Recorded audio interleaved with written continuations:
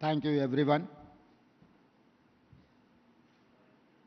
I wanted to congratulate ABP Network and team. Why? Because ABP Network, they have organized summit in Hyderabad, Telangana. Now, national media is looking towards Telangana. So first, ABP has taken a decision to organize a summit in Hyderabad. I'm welcoming to Telangana ABP Network.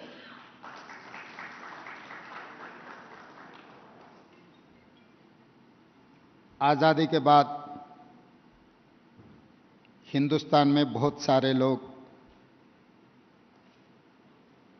Elected representatives बने, मगर कुछ नेता लोग leader बनकर इस देश को आगे चलाने के लिए कोशिश की। उन्हीं में से बार बार लगातार इस जनता के लिए, देश को आगे बढ़ाने के लिए जो सोचा था,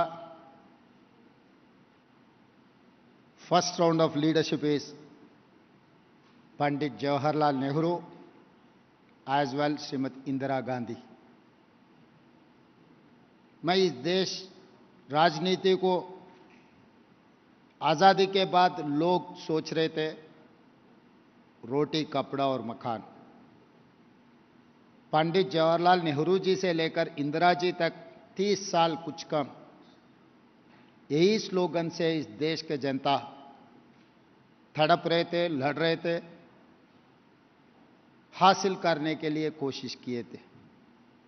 तब Pandit Jawaharlal Nehru has taken revolution, education and irrigation.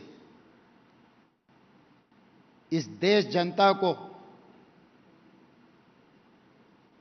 Irrigation is, agriculture is our culture.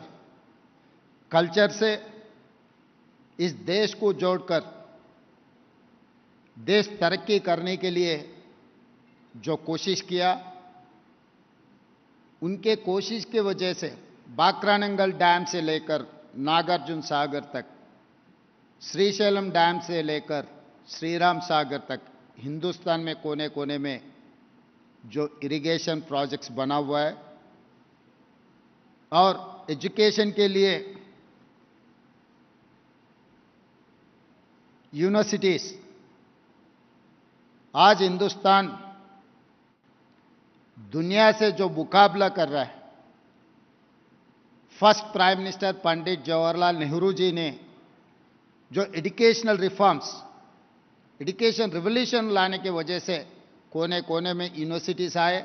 आज के तारीख में नौजवान लोग doctors, lawyers, engineers, IAS, IPS, scientist, ये सब सारे बनने के लिए उन्हीं का कोशिश हासिल की। और Indira ji, green revolution, nationalised banks, बहुत सारे पॉलिटिकल रिफॉर्म्स ने इंदिरा जी ने किए। नेहरू जी से लेकर इंदिरा जी तक इस देश में गरीब हटाओ स्लोगन से लेकर हर जनता को रोटी कपड़ा और मकान देने के लिए कोशिश की। उसके बाद Rajiv Gandhi, PV Narasimha Rao, another 30 years, they have taken a policy decision cautiously, closed economy से लेकर ओपन इकोनॉमी तक, कंप्यूटर से लेकर टेलीकॉम रेवोल्यूशन तक, वोटिंग राइट 21 ईयर्स से लेकर 18 ईयर्स बनाने के लिए इस देश यूथ को वोट देने का हक, चुनने का हक, इस देश का प्रधानमंत्री कौन बन सकता है, 18 साल का लड़का जो डिसीजन दे सकता है। प्रधानमंत्री से लेकर पंचायत प्रेसिडेंट तक power transfer, constitutional amendment 73, 74, local bodies को जो महात्मा गांधी जी ने सोच रहा था, गांव गांव में जो डेमोक्रेटिक सिस्टम इवॉल्व करने के लिए राजीव गांधी जी ने कोशिश की है। राजीव गांधी जी ने इस देश में जो कंप्यूटर, जो टेलीकॉम रेवोल्यूशन लाए, उनके वजह से आज एबीपी नेटवर्क से लेकर जो भी नेशनल मीडिया या otherwise we are competing with other world just because of Rajiv Gandhi decisions. जब पीवी नरसिम्हा राव जी यहीं के, हम गर्व से कहते हैं कि पीवी नरसिंह राव इस धरती का पुत्र, तेलंगाना से ग्राम पंचायत सरपंच से लेकर इस देश का प्रधानमंत्री बने, इस देश को राइजिंग इंडिया जो स्टेटस दिए, that is PV Narasimha Rao. वो हमारा इस धरती का पुत्र। क्लोज्ड इकोनॉमी को ओपन इकोनॉमी किए, एलपीजी, लिबरलाइजेशन, प्राइवेटाइजेशन, ग्लोबलाइजेशन। बाकी को दुनिया को मुकाबला करने के लिए इतना शक्ति दिए इस देश को, पीवी नरसिंह राव ने लिबरलाइजेशन पॉलिसी ले आकर इस देश को तरक्की करने के लिए बहुत कोशिश की है। उन्हीं ने इस देश को एक इंटेलेक्चुअल फाइनेंस मिनिस्टर को इंट्रोड्यूस किए, श्री मनमोहन सिंह जी। वही फाइनेंस मिनिस्टर इस देश का प्रधानमंत्री बनकर सोनिया जी के नेतृत्व में इस देश को आगे ले जाने के लिए कोशिश किए। जब राजीव जी से लेकर पीवी नरसिंह राव तक और 3 मुद्दा कांग्रेस पार्टी ने ले लिए, बिजली, सड़क, पानी। जो पंडित जवाहरलाल नेहरू जी से लेकर इंदिरा जी तक जो कदम उठाए, रोटी, कपड़ा और मकान। Second generation of leaders mister Rajiv Gandhi and PV Narasimha Rao ने ये कदम उठाए, बिजली, सड़क और पानी। Another 30 years almost they have driven like anything इस देश को आगे ले जाने के लिए। बिजली के बारे में गांव गांव में, कोने कोने पे, आदिवासियों के इलाका में बिजली ले जाकर इंडस्ट्रियल रेवोल्यूशन ले आने के लिए ये बिजली, सड़क और पानी का जो कदम उठाए Rajiv Gandhi ji and PV Narasimha Rao ji. Another 30 years, we are midway of 30 years, third round of 30 years. Manmohan Singh ji, Shrimati Sonia Gandhi ji ने ये कदम उठाए, health, education and employment. These navratnas lifeline for the country. ये नवरत्नास इस देश को दिए। 140 करोड़ लोगों को आज के तारीख में रोटी, कपड़ा और मकान, बिजली, सड़क, पानी, हेल्थ, एजुकेशन, एम्प्लॉयमेंट जो मिल रहा है, उसी के ऊपर आज देश चल रहा है। ये पूरा तैयारी ये प्लाटर ने, कांग्रेस पार्टी ने तैयार करके देने के बाद तीसरी बार नरेंद्र मोदी जी ने इस देश का प्रधानमंत्री बने।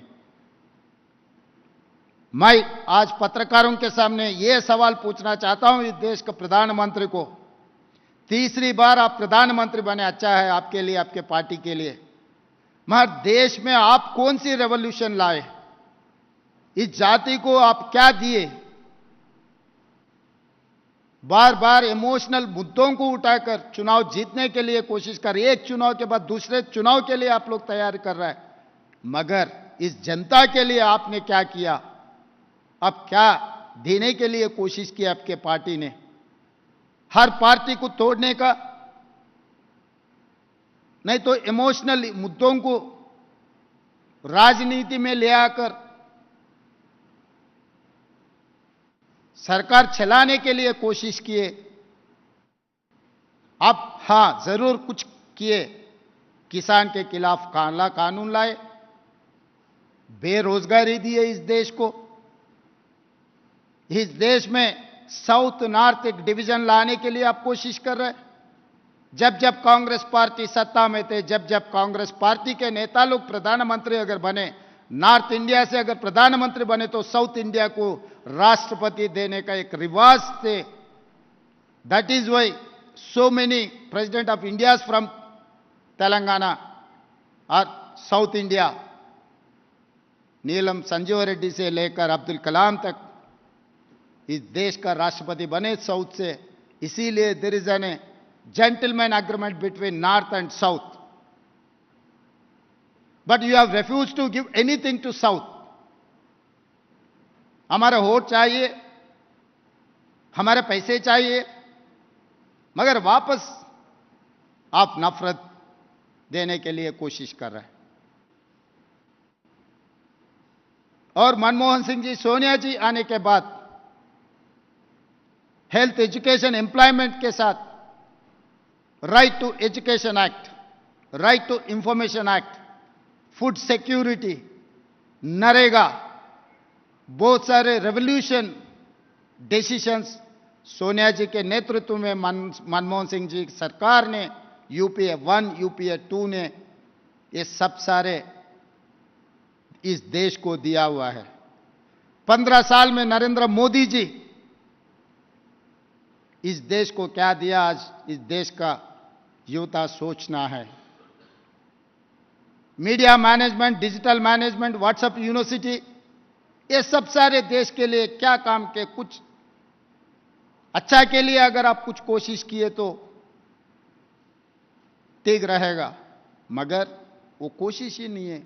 हर बार राजनीति में चुनाव जीतने का एक ही मकसद है उन लोगों का, चुनाव जीतने के बाद अगले चुनाव के लिए तैयारी कर रहे हैं। आप कभी भी देखो, चुनाव होते ही 2 दिन के बाद he has not reviewed anything, he has not reviewed any government policies, he has reviewed another state election or another political things he is doing। तो इसीलिए अभी ये नॉर्थ साउथ के सवाल,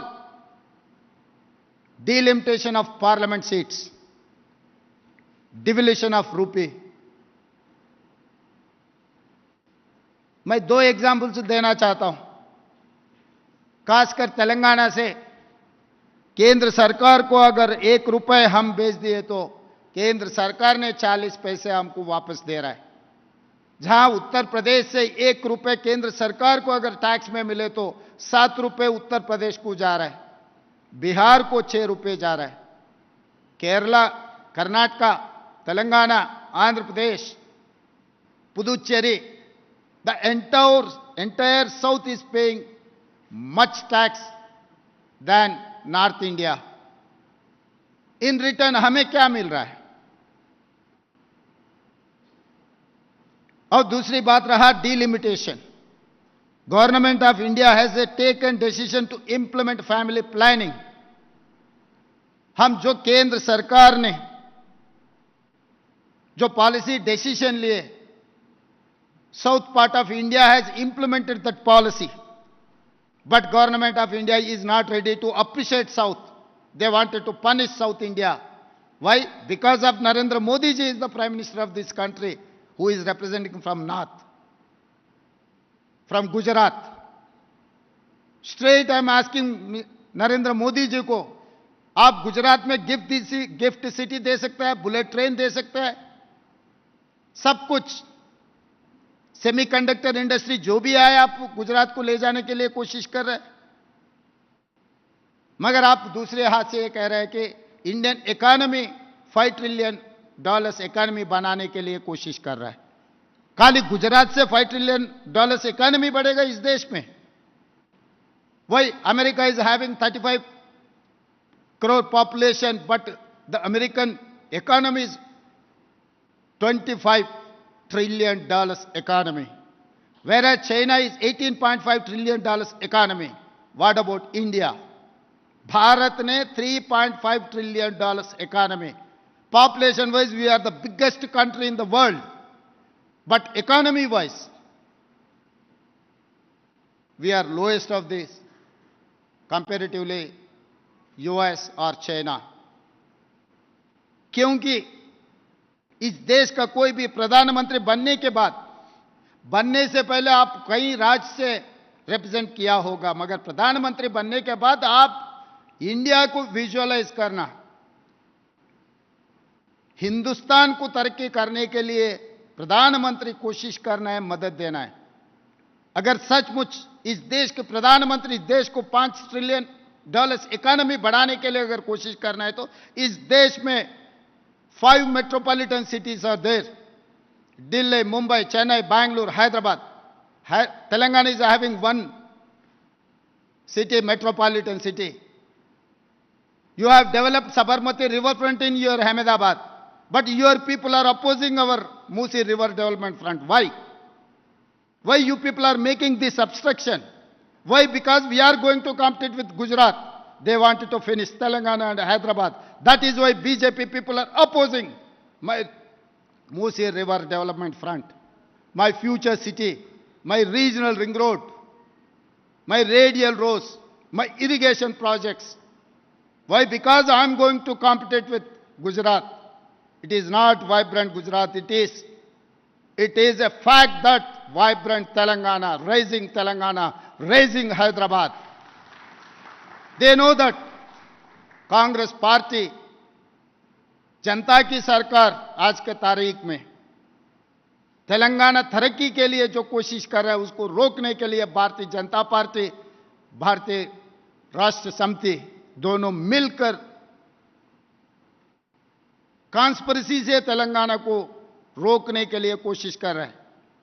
मैं पत्रकार मित्रों से मैं कहना चाहता हूं, पहला दिन बीआरएस कुछ मुद्दा उठाएंगे, दूसरे दिन भारतीय जनता पार्टी के नेता लोग, Kishan Reddy ji, Bandi Sanjay ji, being an union cabinet ministers, how come day to day they are opposing government policies? If they have any grievance, I openly said that come and discuss with the Telangana state government. I am there to explain to everything. I have appointed an international consultant for Musi River Development Front and my future city. I wanted to construct a future city. Why? What is the problem? You can construct your gift city. Why can't Telangana? Why can't Revant Reddy cannot build a future city? What is the problem? Why you people are opposing?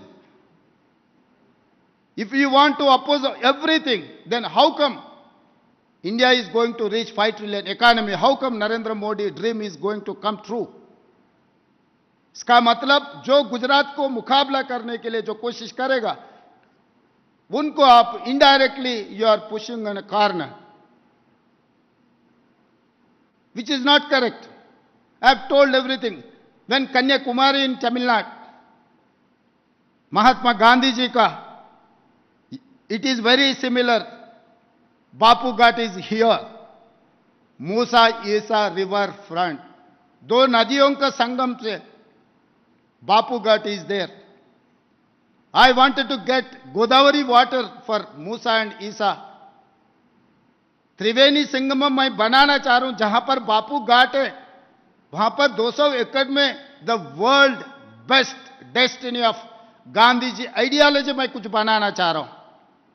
आप वल्लभ भाई पटेल जी का statue of unity आप बनाए. हम Congress party रोकने के लिए कोशिश नहीं की. हम सरकार में थे, हम काम किए. हम अपोजिशन में थे, आप अच्छा काम किए तो हम मदद किए. We are not destructing force, we are a constructing force. We know how to run the government. We know how to develop the country. We know how to develop, how to build relation between state and central. I'm trying my best to perform. So these people are opposing Bapu Ghat also. Because of you people hate Gandhi ji. जब वल्लभ भाई पटेल जी का आप इतना बड़ा statue बना सकते हैं, वही गांधी जी का स्टैच्यू तेलंगाना में हम क्यों नहीं बना सकते? हम गांधी जी के वारिस है, इसीलिए हम गांधी जी के statue, we wanted to build one of the best destiny in the world. Gandhi ji ideology के लिए कोई देखना है, कोई सुनना है, कोई दर्शन करना है, तो बापू घाट इन तेलंगाना हैदराबाद आने के लिए हम लोग कोशिश कर रहे हैं बनाने के लिए. मगर भारतीय जनता पार्टी, भारतीय राष्ट्र समिति दोनों मिलकर यह प्रोजेक्ट रोकने के लिए कोशिश कर रहा है। तो इसीलिए आज एबीपी माध्यम से मैं ये कहना चाहता हूं, don't become an distracting force. It is not good for the country. Why you wanted to finish Telangana? 60 years we have fought for Telangana state. 1200 youngsters have sacrificed their lives for Telangana. इतना आसानी से तेलंगाना राज्य नहीं बना। जैसा महाराष्ट्र से गुजरात बना, इतना आसानी से तेलंगाना नहीं बना। There are hundreds of youths, they have sacrificed their lives. That is how we have got this Telangana state. The youngest state of the India is Telangana. क्यों? हम गुजरात जैसा हम डेवलप नहीं होने? और दूसरी बात, कल्वकुंट चंद्रशेखर राव जी, वो क्लेम करता है फ्रीडम फाइटर, मुझे कोई आबादी नहीं है। वो क्लेम करता है we are futuristic CM, I don't mind, but why can't as opposition leader you are not performing? आप जमींदार तोड़िए। 10 महीने से फार्म हाउस में रहकर उनके लोगों से तेलंगाना को जितना नुकसान पहुंचाने के लिए कोशिश करना है, पैलेस में बैठकर पैलेस पॉलिटिक्स करने के लिए कोशिश कर रहा है। मैं आज पत्रकारों से पूछ रहा हूं, लीडर ऑफ अपोजिशन कहीं पर इस देश में 10 साल मुख्यमंत्री सरकार चलाए सो वाले 10 बार सेक्रेटेरिएट को नहीं आया, 10 महीने से एक बार भी असेंबली को नहीं आया। एक दिन गवर्नर स्पीच में आया, 10 मिनट बैठकर उठ के चला गया। कोई लीडर ऑफ अपोजिशन 10 महीने में एक बार भी असेंबली में आकर नहीं बैठा, जनता के तरफ आवाज नहीं उठाया। वो आदमी लीडर ऑफ अपोजिशन बनने के लिए, रहने के लिए हक है कि आप लोग सोचो। उनको डेमोक्रेसी में अगर भरोसा है तो क्यों बाहर नहीं आ रहा है? कि उनका सोच है वो जमींदार है, हम लोग गुलाम हैं। गुलाम का दर्शन जब जमींदार चाहिए तो तब देने के लिए सोच रहा है। मगर ये तेलंगाना तो आर्म स्ट्रगल मूवमेंट, आप लोगों को पता है, निजाम सरकार के खिलाफ किसानों ने जो आर्म स्ट्रगल मूवमेंट बनवाया, निजाम सरकार को हटा दिए। उसके बाद लैंड रिफॉर्म्स में नक्सलबरी मूवमेंट आए तेलंगाना में। आज के तारीख में जितना भी नक्सलबरी मूवमेंट को लेफ्ट विंग एक्सट्रीमिस्ट लीड कर रहे, out of 19 central committee members, out of 19 labor are from Telangana who are representing left wing extremists. यहां के जनता लोग किसी नवाब को, किसी सरकार को, किसी जमींदार को ज्यादा दिन बर्दाश्त नहीं करते। इसीलिए आज के तारीख में मैं यहां से, यह मंच से मैं साफ कहना चाहता हूं नरेंद्र मोदी जी से, कल्वकुंट चंद्रशेखर राव जी से, आओ मिलो। हम सरकार से चुनकर आए सो हम ऐसे वैसे आके कुर्सी में नहीं बैठे। जनता की आवाज सुनकर, जनता मैंडेट दिए तो हम लोग सरकार बनाए, जनता की सरकार बनाए। हम लोग सरकार को चलने दो। अगर आपको पसंद नहीं है तो घर में बैठ जाओ, हमको कोई दिक्कत नहीं है, मगर रोकने के लिए कोशिश की है ना, वो जनता देख लेंगे। क्योंकि आपको सरकार से उठा के अपोजिशन स्टेटस दिए, मगर पार्लियामेंट में 4 महीने में आपका बीआरएस का परफॉर्मेंस देकर पार्लियामेंट चुनाव में 0 दिए, 17 सीटों में हरा दिए, 7 सीटों में डिपॉजिट जब्त हो गए।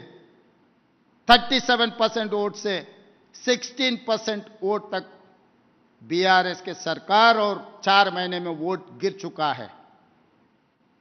तो जनता time and again they are giving their verdict.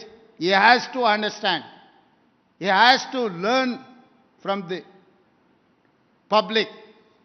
जनता क्या सोच रहा है, जनता क्या चाह रहा है। तो आपको कुछ केसेस हमें पता है, आपको कुछ मजबूरियां हैं, वो मजबूरी से आप मोदी को जिताने के लिए जो कोशिश कर रहे हैं। 7 सीटों में इनका डिपॉजिट जब्त हो गया। 7 के 7 सीट भारतीय जनता पार्टी ने जीता था लोकसभा चुनाव में। लोग इतना अंधा नहीं है। आप क्या कर रहे हैं, कहां पहुंचा रहे हैं आपके वोट को, आपके दोस्तों को। मैं चुनाव से पहले कहा था भारतीय जनता पार्टी को, इस बार पहले कहा था वो लोग इस बार 400 पार, मैं कहा था 240। 2 महीने पहले मैं कहीं पत्रकार के इंटरव्यू में मैं कहा था that 240। I have told 240 that. Narendra Modi ji को 240 सीट्स मिले। केसीआर को एक सीट भी मिलने वाले नहीं है। मैं कहा था चुनाव से पहले, एक सीट भी नहीं मिला उनको। मैं इस बार ये 2 सरकार राज्य में जो काम किया हुआ है, केंद्र में जो सरकार है, तेलंगाना तरक्की के लिए अगर आप लोग कोशिश नहीं किए तो अब दोनों को अपोजिशन स्टेटस भी दोबारा नहीं मिलने वाले। इसीलिए आज के तारीख में तेलंगाना राइजिंग हैदराबाद के लिए जो मदद करेगा, उन लोगों को तेलंगाना जनता वेलकम करने वाले हैं। आप हैदराबाद में आकर ये इतना अच्छा प्रोग्राम बनवाए, हम दिल से आप लोगों को बधाई देना चाहता हूं कि Hyderabad is one of the metropolitan city. Hyderabad is the place for everything. People are saying that you compete with Bangalore, you compete with Mumbai. But I don't want to compete with any city in India. I wanted to compete with world. I wanted to compete with New York, London, Tokyo. That is what my capacity, that is what my dream. Come and join with us. Dream हम पूरे करने के लिए आपका मदद जरूरी है। धन्यवाद मित्रों।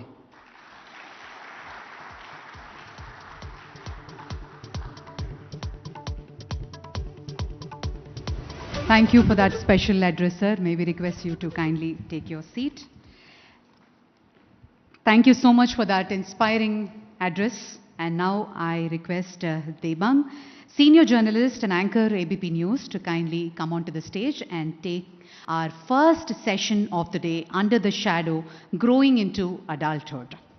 Mr. Debang, the senior journalist and anchor, and over to you. Thank you.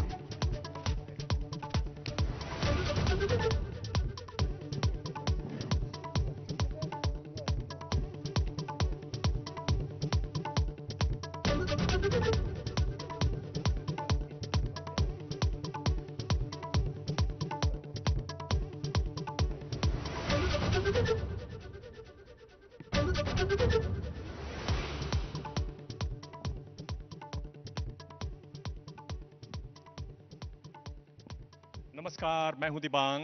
Hyderabad से सदर्न राइजिंग समिट में आपका स्वागत है और हमारे साथ बेहद खास मेहमान तेलंगाना के मुख्यमंत्री रेवंत रेड्डी, आपका स्वागत है। चूंकि न्यूज़ चैनल है तो जो गर्म बातें आज हो रही हैं, जिसकी चर्चा देश भर में है, वहीं से शुरू करते हैं और साउथ से भी जुड़ी हुई बात है। हम देख रहे हैं कि प्रियंका गांधी पहली बार चुनाव लड़ रही हैं और दक्षिण के केरल राज्य से वायनाड सीट से लड़ रही हैं। 130 सीटें हैं दक्षिण भारत में लोकसभा की। आपको क्या लगता है कितना असर पड़ेगा इसका, कैसे देखते हैं आप इसको?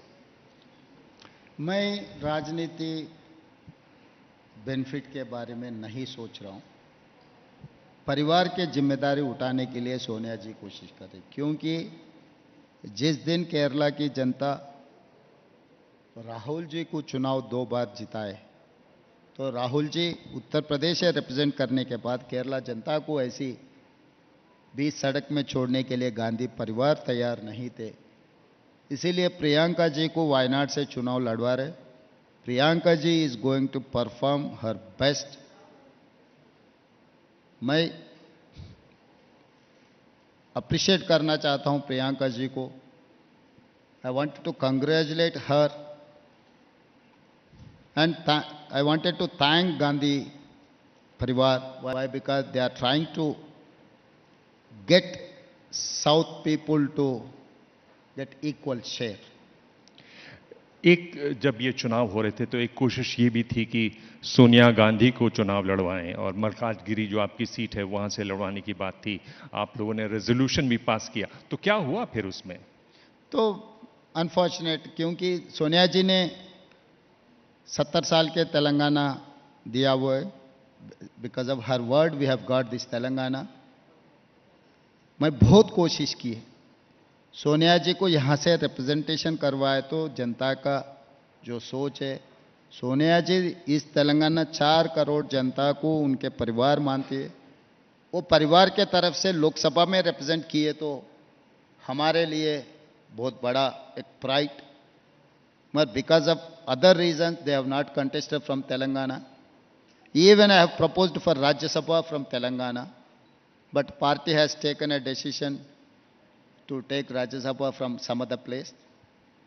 फिर भी यहाँ से रिप्रेजेंट नहीं किए तो भी राहुल गांधी जी ने भारत जोड़ो यात्रा में कन्याकुमारी से लेकर कश्मीर तक जो 150 डेज 4000 किलोमीटर्स तब तेलंगाना में आया था। 22 days he has walked in from Telangana. तो तब ये कहा हम तेलंगाना के सिपाही बनकर दिल्ली में लोकसभा में हम आवाज़ उठाएंगे।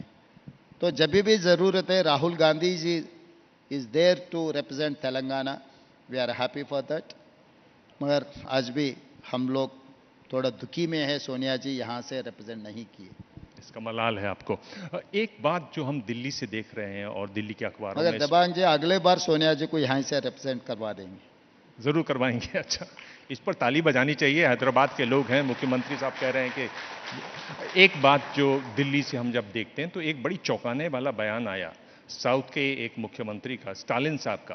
कह रहे हैं कि साहब 16 बच्चे पैदा कीजिए। और हालांकि उन्होंने बाद में कहा कि एक कहावत है तमिल की, उस पर उन्होंने कहा, और डीलिमिटेशन से एक बात जुड़ती है।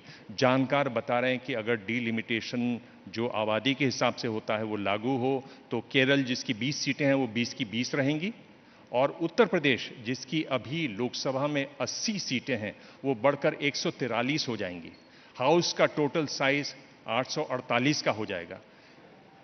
क्या रास्ता है इसका? It's a policy decision. Our constitution is written constitution.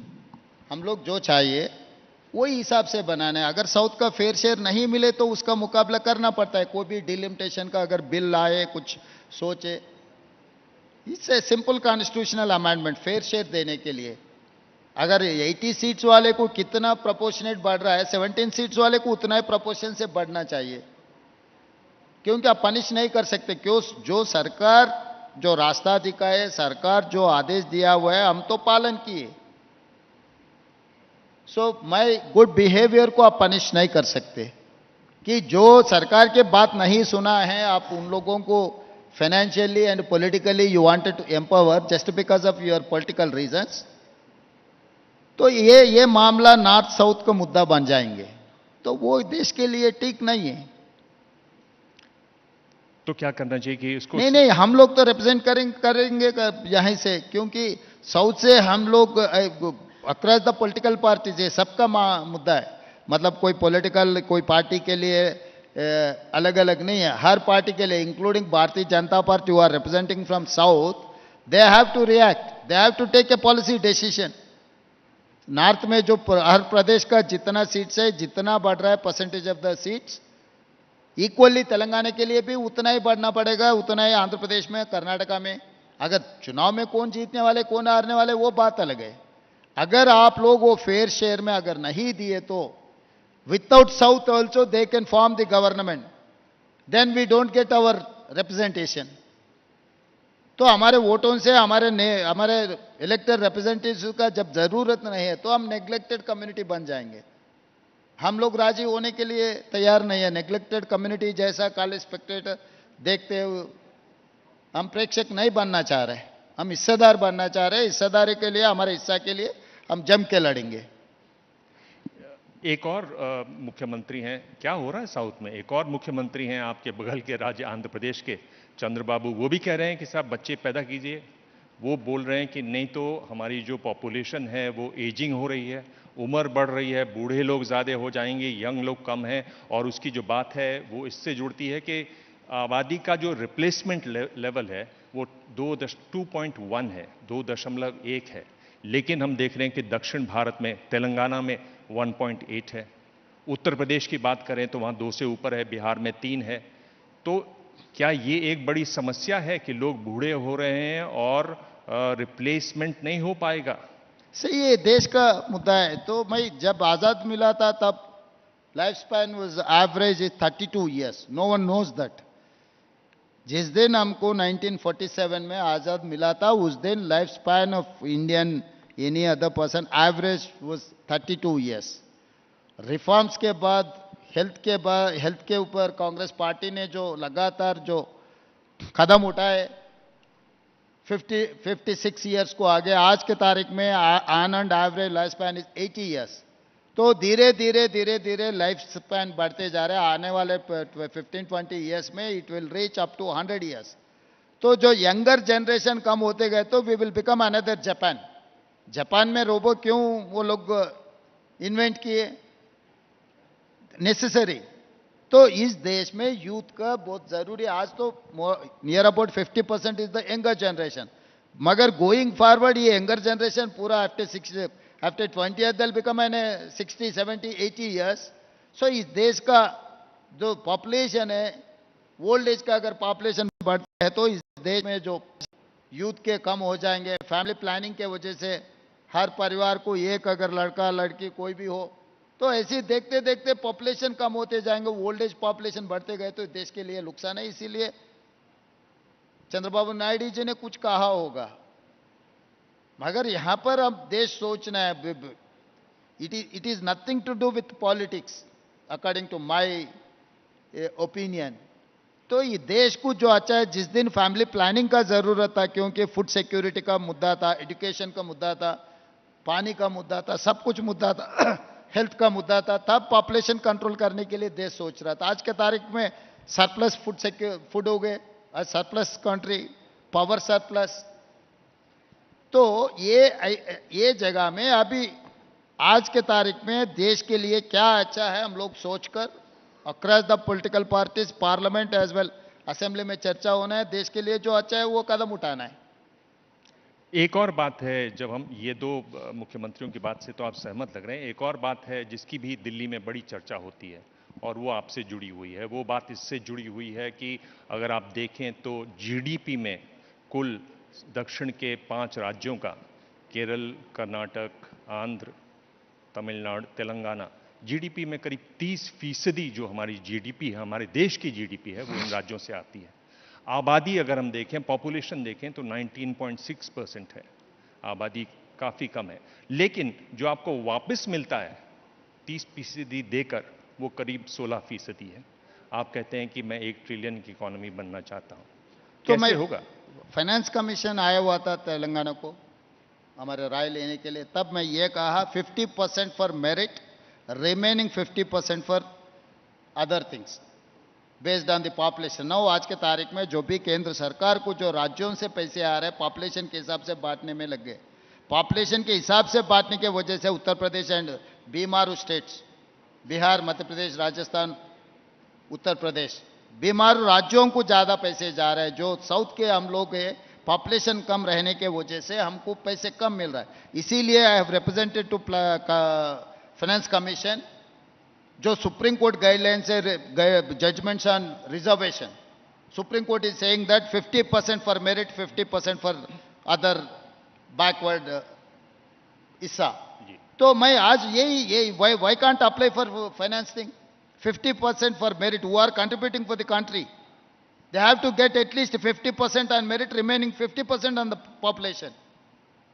क्योंकि एक बार आवाज उठाने के बाद, एक बार कदम उठाने के बाद, एक बार चर्चा शुरू होने के बाद ये मामला तो आगे आएंगे।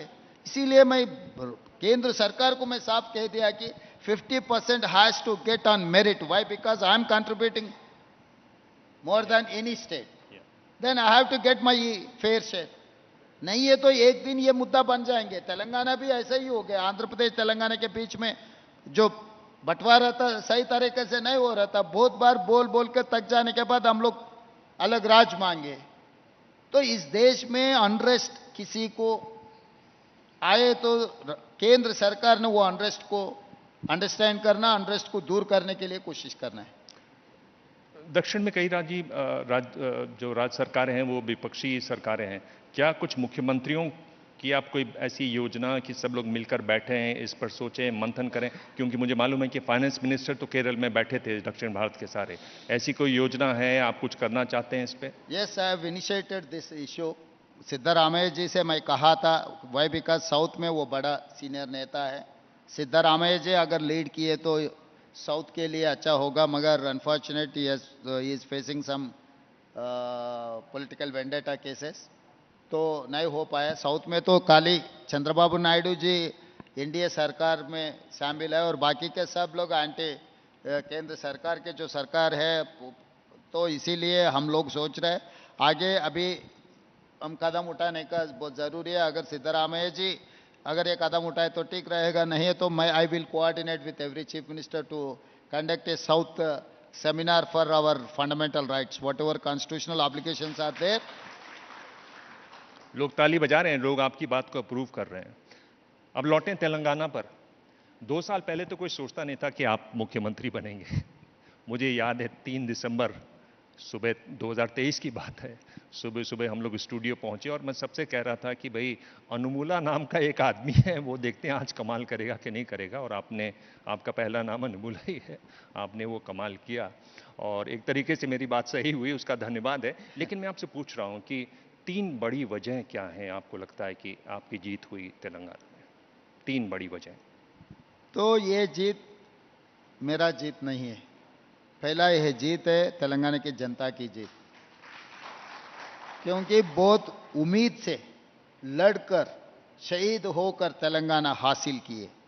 बहुत उम्मीद से चंद्रशेखर राव को 1 बार नहीं 2 बार मुख्यमंत्री बनाए, मगर 2 बार मुख्यमंत्री बनने के बाद जो बेरोजगार तेलंगाना आंदोलन में जो लीड पार्ट किया था, किसी तेलंगाना युवता को नौकरी देने के लिए कोशिश नहीं किए।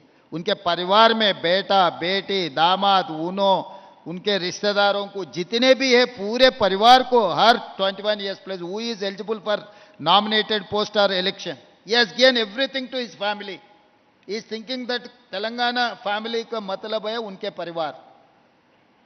He is thinking that KCR is Telangana, Telangana is KCR. तो वो तरीका से 10 साल यहाँ के 4 करोड़ जनता का जो उम्मीद था, उम्मीद तोड़ दिए। तो जनता ने डिसाइड कर लिए जब निजाम सरकार को हटाए, केसीआर कोई बड़ी बात नहीं है, तो जनता डिसाइड कर लिए केसीआर को हटाने के लिए। उसके बाद हमारे कार्यकर्ता 10 साल जितने भी केसेस प्रॉपर्टी लॉस, वो लोग लड़ के जेल में गए, कुछ लोग डेथ हो गए, तो पूरा कांग्रेस कैडर ने रिजनवेट हो गए कि इस बार केसीआर को हराना ही हराना, नहीं तो ये प्रदेश ये राज्य के लिए ठीक नहीं है। वो 2 मिलने के बाद मैं आगे खड़ा रहा, क्योंकि I am also one of the affected person. Time and again I went to jail. Today also I am having 182 cases. So being an MP, being an PCC president, being an working president, he has booked hundreds of cases. तो वो नतीजा ऐसा निकला कि केसीआर ने एक feudal mindset से, undemocratic behaviour से राज्य चलाने के लिए, सरकार बनाने के लिए कोशिश कर रहे, इस बार उनको हटाने के लिए। तो ये 3 मुद्दे कांग्रेस को, प्रजापालना, जो हम लोग మార్పు కావాలి కాంగ్రెస్ రావాలి, this is what our Telugu slogan. तो चेंज के लिए, कांग्रेस सरकार बनाने के लिए हम लोग 6 गारंटी दिए। सोनिया जी सितंबर 17, 2023 हमारे 6 गारंटी को तेलंगाना में आकर सोनिया जी ने जो वादा किए थे कि हम वादा किए तेलंगाना दिया, इस बार मैं वादा कर रहा हूं 6 गारंटी हम जरूर तेलंगाना जनता वेलफेयर के लिए, डेवलपमेंट के लिए बात दिया हुआ। इसीलिए आज के तारीख में फ्री बस, हम फ्री बस दे रहे हैं। 1 करोड़ के ज्यादा महिलाओं ने ये फ्री बस फैसिलिटी यूज किए। I have paid to RTC 3,500 crores for free bus and 500 rupees cylinder and 200 units free, 10 lakh rupees for Rajiv Arogyasri I have given last 10 months 50,000 government jobs. I am challenging in this country. Any Rajya mein, including Gujarat, within 10 months I have given 50,000 jobs. Government, not in private. तो जो बात दिया हुआ है हम लोग 6 guarantee में हर guarantee को एंड किसान कर्जा माफी इस देश में आज तक फ्रीडम से लेकर आज तक 18,000 crores within 25 days I have paid to किसान लोगों को 22,22,365 किसानों को up to 2 lakh खर्चा माफी किए. I have paid 18,000 crores within 25 days. इस देश में मैं सवाल कर रहा हूं नरेंद्र मोदी जी से, कोई राज्य सरकार ने 18,000 करोड़ रुपए कोई किसान कर्जा माफी कौन किया? मैंने किया. तेलंगाना सरकार कांग्रेस पार्टी ने किया हुआ है. तो ये सब सारे बातें हम लोग जो वादा किए थे चुनाव के समय पर हम कर चुका है, करके दिखाए. पर आप ये जो बोल रहे हैं कि केसीआर अनडेमोक्रेटिक थे, उसमें तो हम देख रहे हैं कि आप भी कुछ कुछ वैसे ही नजर आ रहे हैं. केसीआर भी पूरा विपक्ष खत्म कर देता था. मैं गिन रहा था कि 9 हैं, फिर मुझे पता चला कि नहीं 10 एमएलए वहां से इधर आ गए. तो ये सब क्या हो रहा है? कभी जो जीता वही सिकंदर. अच्छा, आपको तो पता है ना. तो मद्रास कैफे में आप ही कुछ कहा था ना. जी बिल्कुल. तो मैं सरकार मानने 30 दिन से पहले बीजेपी और बीआरएस ने यह कहा इसका सरकार को हम गिराने वाले हैं. तो मैं इतना लड़कर हमारे कार्यकर्ता लोग इतना लड़कर सरकार बनाने के बाद एक ही महीना में केंद्र सरकार और यहाँ के अपोजिशन दोनों मिलकर सरकार गिराने के लिए कोशिश किए. तो ये 10 एमएलए ये कहा अगर भाई आपको गिराने के लिए कोशिश करो, हम खड़ा करने के लिए कोशिश करते हैं, हम रेवंत जी को कांग्रेस को मदद करने के लिए हम हाजिर है. तो इसीलिए 10 लोग वहां से इधर आ गए कि सरकार को जो गिराने वाले को मुंह तोड़ जवाब देने के लिए हमारे साथ में है. ये बताइए कि अगर आप देखें चंद्रबाबू नायडू जिस तरह से वो थे, टेक्नोक्रेट जैसे थे, खुद को सीईओ तक बोलते थे. वाईएसआर बिल्कुल ऐसे जो बहुत पॉपुलिस्ट मेजर्स लगाते थे. ये उनके बाद जो आए वो बड़े बड़े सपने देखते थे. आप किस तरह का मुख्यमंत्री दिखवाना चाहते हैं? किस तरह की आपकी ड्रीम्स हैं? किस तरह की योजनाएं हैं आपकी अपने राज्य के लिए? मैं मुख्यमंत्रियों से कंपैरिजन नहीं कर लेता हूं. मैं ये कंपेयर कर ले सकता हूं जरूर Indira ji, Rajiv ji, PV Narasimha Rao ji. Welfare and development 2 parallels. So welfare and development के साथ साथ my policy is that health, education and employment. So आज के तारीख में लोगों को खाने का कोई ज़्यादा दिक्कत नहीं है. Everyone is getting their food और देयर जॉब.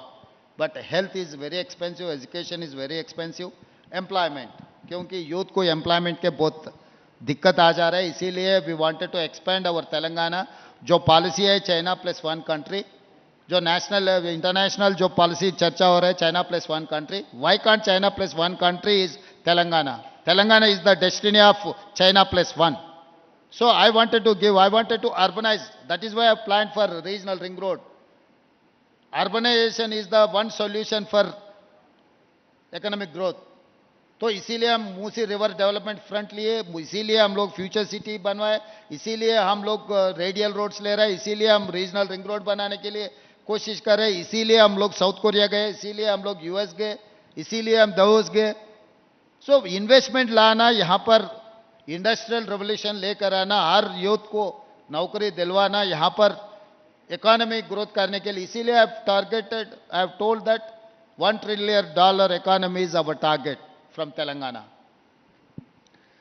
मैं वो कहता हूं जो मैं अक्सर अपने शोज में जब आप जीते चुनाव उस दिन रात को भी मैंने कहा, बार बार मैं कहता हूं कि एक तरीके से आप कांग्रेस के लिए एक नया रास्ता खोलते हैं. कांग्रेस की राज्यों में इकाइयां हैं, वहां आप जैसा लीडर होना चाहिए, यानी एक एग्रेसिव लीडर जो जनता से जुड़ा हुआ हो, 24/7 पॉलिटिक्स करे. वो पार्ट टाइम पॉलिटिक्स की अब जगह नहीं बची है. 24/7 पॉलिटिक्स करे, बड़ी आक्रामक शैली में बात करे, यूथ को अपने साथ जोड़े.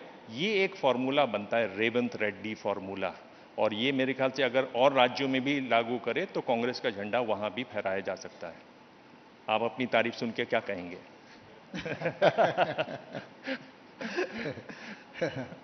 आपको लगता है कि ये इसकी गुंजाइश है? शायद राहुल जी तो वही काम कर रहा है, जी। 24/7 पॉलिटिक्स कर रहा है, हर दिन क्षेत्र में जा रहा है। सो जरूर वो देश की प्रधानमंत्री बनने वाले हैं, क्योंकि मैं एक बात साफ कहना चाहता हूं, नरेंद्र मोदी जी गरीबी से आए, गरीबी दिखा के प्रधानमंत्री बने। मगर Rahul ji, Motilal Nehru ji, Jawaharlal Nehru ji, they have sacrificed thousands of crores. They have come from very rich family. And Indira ji, Rajiv ji, they have sacrificed their lives for the country. शहीद हुए इस देश के लिए। सोनिया जी, राहुल गांधी जी प्रधानमंत्री और राष्ट्रपति पदवी त्याग किए, तो 6 generation they have sacrificed their money, their lives, their positions. Now जब राहुल जी डिस्क्वालीफाई हुआ था MP, after 75 years, great grandfather, grandmother, father, everyone was represented as a Prime Minister of India, but he doesn't have any house to stay. सरकार ने बंगला खाली करवाया तो राहुल जी को जाने के लिए घर नहीं था। अमीर से लेकर गरीब बन गए। मोदी जी गरीब में था, गरीब से प्रधानमंत्री बने। मगर you compare with Narendra Modi ji and Rahul Gandhi ji, जो सैक्रिफाइस किया था, दो रिचेस्ट फैमिली से लेकर पूरे स्टफ द पोर को भी आजकल हम तो इंदिरम्मा हाउस दे रहा है, राहुल गांधी जी को हाउस भी नहीं है। तो ऐसा नेता इस देश का प्रधानमंत्री बनने का बहुत जरूरत है। रेवंत रेड्डी जी, आपने सभी सवालों के जवाब दिए, बहुत बहुत धन्यवाद। बहुत कम ऐसा होता है कि हम जो सोच के जाते हैं कि ये नेता इस तरह का होगा, इस तरह से बोलेगा, उस पर खरा उतरता है, लेकिन आप उन कुछ नेताओं में हैं मेरे अनुभव में जो उस पर खरे उतरे। बहुत बहुत धन्यवाद। Thank you. मैं एक बात कहना चाहता हूं दिबांग जी, 2006 June I have got elected as a Jilla Parishad member independent.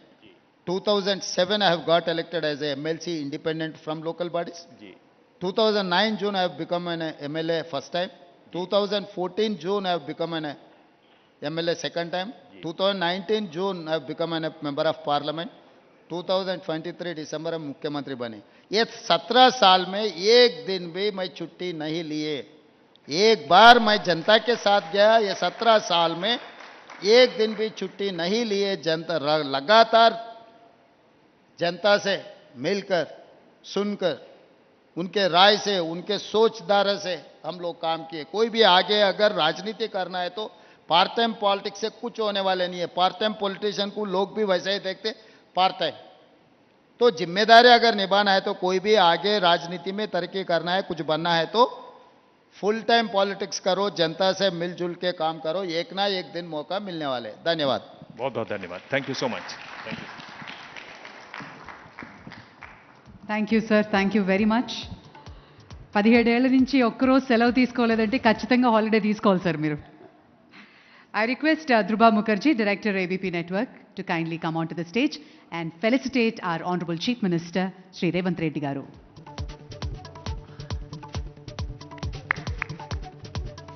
This way.